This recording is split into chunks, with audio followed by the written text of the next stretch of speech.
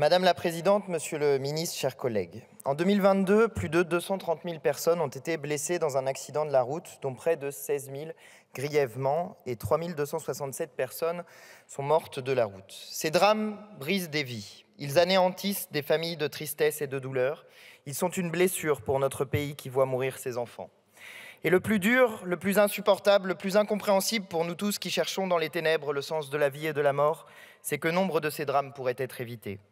Car sur les plus de 3 000 personnes qui sont mortes sur les routes en 2022, 28% l'ont été en raison de la vitesse, 23% en raison de l'alcool, 13% en raison des stupéfiants. Ces trois causes représentent donc près de 2/3 des décès. De ceux qui n'ont pas respecté les règles de sécurité d'une part, mais aussi de ceux qui ont tué d'autres usagers de la route en raison de leur comportement irresponsable et accidentogène. Madame la rapporteure, monsieur le rapporteur, avec ce texte, vous voulez lutter contre ces comportements. Vous vous proposez donc de faire entrer dans le code pénal la notion d'homicide routier, et je ne doute pas que votre intention soit de bien faire, mais je pense que vous faites erreur sur la méthode. Voici ce que vous écrivez dans votre exposé des motifs. Lorsqu'un conducteur prend le volant alors qu'il n'a pas le permis de conduire, qu'il a consommé de l'alcool ou des stupéfiants, lorsqu'il commet un grand excès de vitesse ou une autre violation délibérée du code de la route et qu'il tue ou blesse gravement quelqu'un, peut-on encore parler d'accident ? Vous répondez par la négative et vous proposez donc de changer les mots du code pénal pour créer cette qualification d'homicide routier. Et ce faisant, au regard du droit, vous créez une aberration juridique. En effet, notre droit pénal ne connaît jusqu'à présent que deux types d'homicide, l'homicide volontaire et l'homicide involontaire. Mais avec cette nouvelle catégorie, vous brouillez les lignes. Car de la manière dont vous le présentez, l'homicide routier n'est ni vraiment volontaire, ni vraiment involontaire, il est comme suspendu entre les deux. Nous sommes d'accord pour dire que ceux qui prennent la route en ayant bu ou consommé des stupéfiants, ou encore qui roulent trop vite, sont des dangers publics. Mais peut-être serez-vous d'accord avec nous pour dire qu'ils ne le font pas en se disant qu'ils vont tuer quelqu'un. Pensent-ils réellement aux conséquences de leurs actes pour les autres? Et quand ils ont bu ou consommé des stupéfiants, sont-ils même toujours en état physique de le faire? Pensent-ils au fait qu'ils peuvent se tuer ou tuer les autres? C'est la question qui est posée. Aussi, l'une des justifications que vous donnez pour votre loi ne saurait être remplie par celle-ci. Vous écrivez que la création de ces infractions autonomes et spécifiques sont nécessaires pour mieux responsabiliser les auteurs de ces comportements volontairement dangereux au volant. Tout est dans le volontairement. Car le comportement dangereux est celui de prendre le volant.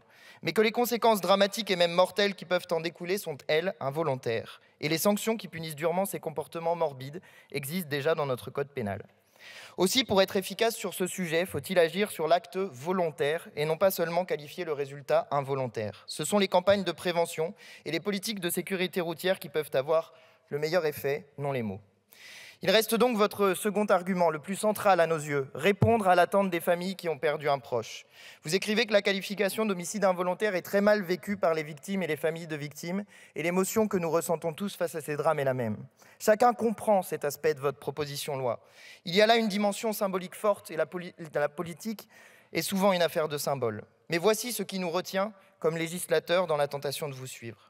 Je l'ai dit, vous créez une catégorie impossible. Que l'on parle sur le plan juridique ou sur le plan philosophique, le résultat d'un acte humain, fût-ce un homicide, est nécessairement soit volontaire, soit involontaire, et rien n'existe entre les deux. Soit je commets une action avec l'objectif d'en obtenir des conséquences désirées, et alors on peut dire de mon acte qu'il était volontaire, soit des conséquences non désirées surviennent à partir d'une action que j'ai commise, et alors on ne peut qualifier le lien entre mon acte et ses conséquences qu'en le disant involontaire.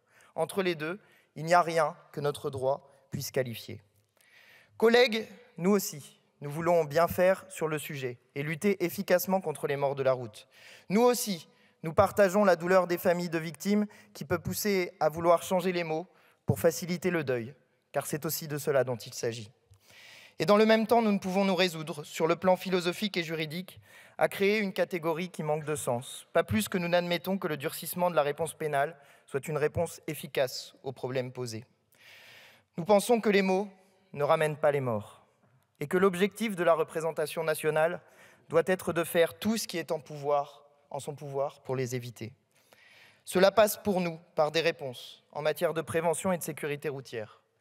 Nous partageons donc votre objectif, sans en partager les méthodes, pour les raisons que je viens de vous exposer. Notre groupe parlementaire reste donc à votre disposition pour des mesures de prévention et de sécurité routière, qui sont les seules à même d'empêcher ces drames qui peuvent briser nos vies et nos cœurs.